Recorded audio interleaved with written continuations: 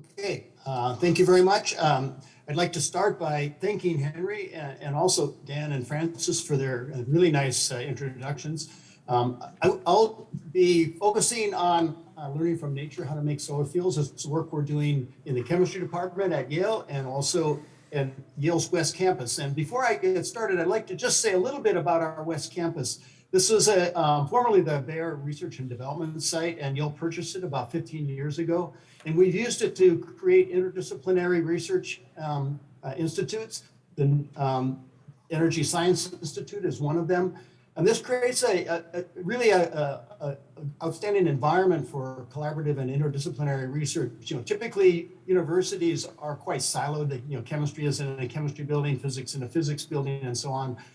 Here we have currently 6 departments: physics, applied physics, electrical engineering, chemistry, chemical engineering, and material science, all working in the same space for interdisciplinary research. I call it under one roof, to use Steve Chu's slogan. And it's creating an environment where we can really tackle challenging problems like energy science from a multidisciplinary and collaborative perspective. So I'm going to focus on learning from nature how to make solar fuels. So we've heard already about the goal to try to use solar energy. So nature has been using solar energy for more than 3 billion years, and it's been storing it to address the intermittency. Of course, solar and also wind are wonderful renewable sources, but they're intermittent. And in order to use them for all of our energy, we need to store. And nature has learned how to store this energy of sunlight in chemical bonds and solar fuels. And it's been doing this for over 3 billion years. Here's the overall equation, as Dan showed this earlier. The overall reaction is to convert carbon dioxide into biomolecules, initially carbohydrates. And this is a reduction reaction, so you need a sacrificial reductant. And nature identified that if you want to do this on a global scale, you need to use water as the sacrificial reductant, which is challenging because water oxidation is a difficult process. And this has been going on in Earth's history for in excess. So we now have about 21% of our atmosphere is oxygen, produced primarily from photosynthesis. This has lowered the ocean level by about 4.8 meters. One of the things I do is teach general chemistry. And the first thing you do in general chemistry is balance chemical equations. And of course, we've got 21% of our atmosphere in oxygen. We've lowered the ocean level. We've depleted most of the carbon dioxide. And what's the balance? The biomass that's buried in the ground as fossil fuels. And we've been burning these fossil fuels for centuries. And one of the sobering points is we've hardly made a dent in the oxygen in the atmosphere. And what that means is we haven't really scratched the surface of how much fossil fuels buried in the ground. The biggest challenge is not running out of fossil fuels, but it's increasing the carbon dioxide and greenhouse gases in the atmosphere. So we really need to come up with a renewable, sustainable way to power our planet. And so that is the goal of artificial photosynthesis, is to be able to replicate the processes in biology. And so today I'd like to talk about 2 aspects of our research, our study of natural photosynthesis and also artificial systems. In the case of natural photosynthesis, what is done is pigment protein complexes absorb light, create a charge separation where the holes are used to drive the water oxidation reaction, and the electrons are used for fuel forming chemistry, such as hydrogen or organic molecules. In artificial processes, we aim to do analogous chemistry using light absorbing semiconductor materials that with artificial catalysts that can catalyze the water oxidation reaction and the fuel forming reaction. And so today I'm going to talk about first some of our recent results on Photosystem 2, and I'll give you a little bit of an introduction to how Photosystem 2 operates and some of the new insights we've gained from some recent studies. And then I'll shift gears to talk about our work on artificial photosynthesis, and I'm going to focus that on the water oxidation catalyst. This is a key problem in the overall process of water splitting because that is kinetically the most challenging and energetically difficult. And so with that, let me begin by talking about photosystem 2. It's the process of light-driven water oxidation in biology. I'll give you a little bit of background on what the structure and function of the catalyst that does the water oxidation. It's a manganese calcium cluster called the oxygen evolving complex. And then talk about some very recent results using cryo-EM to determine the structure at high resolution from a new organism that hadn't been determined before, which given us some new insight about the conserved functions of the photosynthetic system.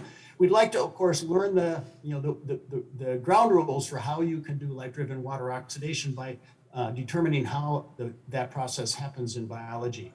And I want to acknowledge my collaborators. We work very closely with Victor Batista and his group on computational modeling that Victor's group does, and also Jim Ming Wong, who's the director of Yale Center for Structural Biology on the structural biology work that we've been doing. So photosystem 2, of course, has been studied in some detail for many years, and we have had a very high resolution crystal structure at 1.9 angstroms resolution from John Ren-Shen and his colleagues, was published in 2011. This is the structure that was determined from a thermophilic organism, which is an organism, a cyanobacterium, that can only grow that grows at high temperatures. To date, that is the only organism for which a high resolution structure of photosystem 2 has been obtained. And so we've sort of come to the belief that this is the structure for all types of photosystem 2. And we now determined a high resolution structure from the first non-photosynthetic, non-thermophilic organism. And we see there are some significant variations. So I'll get to that. Before I go on, so this is a complex membrane protein structure, 20 polypeptide subunits, but the heart of it is the manganese calcium cluster, which forms this cuboidal structure with 4 manganese numbered 1, 2, 3, 4, and 1 calcium bridged by oxides, the so-called oxygen evolving complex. This is the catalyst for water oxidation, and we'd like to understand not only its structure, but how it functions. The operation involves a light-driven charge separation in using the pigments, chlorophylls, and thiophytins and quinones in the protein complex. This charge separation generates a quite strong 1-electron oxidizing equivalent, about 1.3 volts, which is used to drive the oxidation of the manganese cluster and ultimately water oxidation. Of course, water oxidation is a 4-electron process, and therefore you need 4 photochemical charge separations to catalyze one cycle of the reaction. And this was really beautifully illustrated if you look at the yield of oxygen in single turnover flashes, where it oscillates with the period 4, reflecting the 4-photon requirement to make oxygen.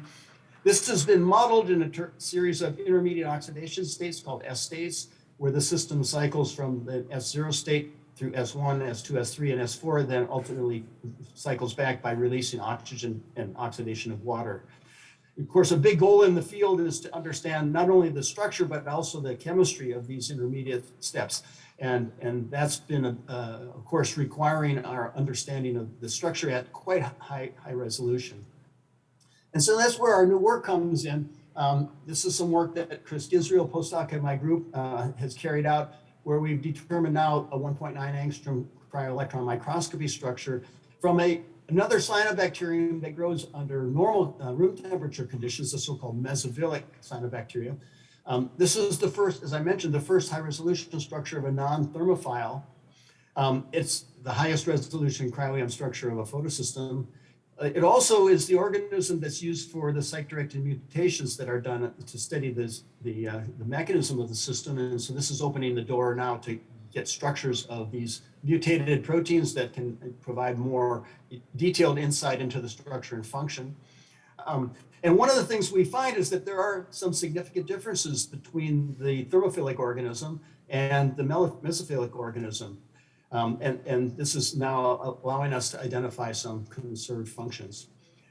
So these are some pictures of the structure. You can clearly see the high resolution, where you can see the hole in the quinone and the holes in the chlorophylls.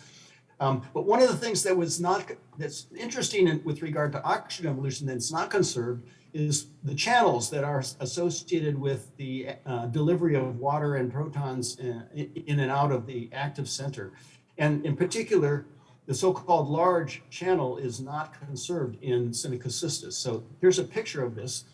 What we see, and this has been modeled by looking at waters and amino acids side chains that form channels that extend away from the manganese complex that catalyzes water oxidation.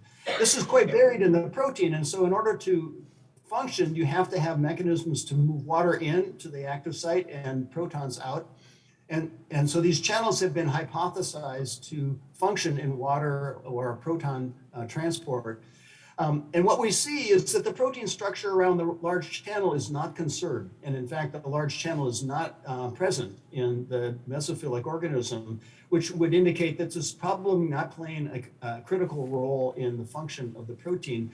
And despite the fact that just very recently, it has been hypothesized that the large channel plays a role in delivery of water to the active site based on analyses of the thermophilic protein structure. Instead, we now conclude that this so-called broad channel may play a role in proton transport. It's a series of waters and amino acid side chains that are forming a hydrogen bonded network that may transport protons through a so-called Grothus type mechanism. And that this so-called narrow channel may be the pathway for waters to come in. And so you might ask, why would you have this constrained structure? We think it may be a very important function in the protein to be able to deliver water to the active site, but exclude larger molecules that might be oxidized in preference to water and cause side reactions. So this is opening up new insights into the structure and function of the protein, and we're very much working to extend our work on using cryo-EM and site-directed mutations to probe the structure and function of the and mechanism of water oxidation in photosystem 2. So with that, I'd like to shift gears now and talk about some of the work that we're doing on artificial photosynthesis. So this is work that we started about 15 years ago as a collaboration of 4 research groups. Victor Batista's group, I mentioned already, computational modeling, Bob Crabtree, inorganic chemistry, and Charlie Schmittenmeyer, ultrafast terahertz spectroscopy. And we've been working to try to design catalysts attached to the semiconductors, such as titanium oxide, for light-driven water oxidation and ultimately application for solar fuel production. Unfortunately, we lost our colleague, Charlie Schmittenmeyer. He passed away about a year and a half ago. His research group is still going forward under our direction, but we certainly miss his contribution. And the work I'll talk about is collaborative work that this group has performed. I want to start by, I'm going to focus on water oxidation catalysts, and I want to start by saying a few words about what kinds of catalysts you might imagine. So you could have molecular catalysts, so-called homogeneous catalysts.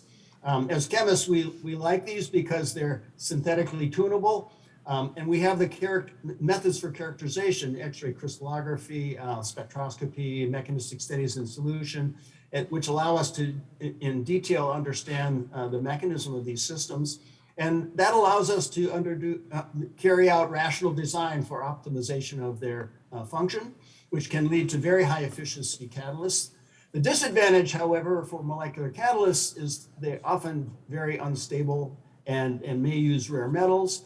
And the instability is reflected in this table of bond dissociation energies, where I contrast the bond dissociation energy of water with those of CH bonds. And if you're using an organic ligand with CH bonds, the organic ligand is always easier to oxidize than water. And what that means is that if the catalyst is free to diffuse in solution, it will always oxidize itself and chew it up. And there is no example of a molecular water oxidation catalyst based on organic ligands that is very stable for turnover in solution conditions where it can diffuse. Now that is in contrast to photosystem 2, which can do over 1 million turnovers without in a protein environment, which is really amazing. And that is, as I'll discuss in a minute, because of the fact that the water oxidation catalyst is sequestered away and not able to access the more easily oxidized CH bonds.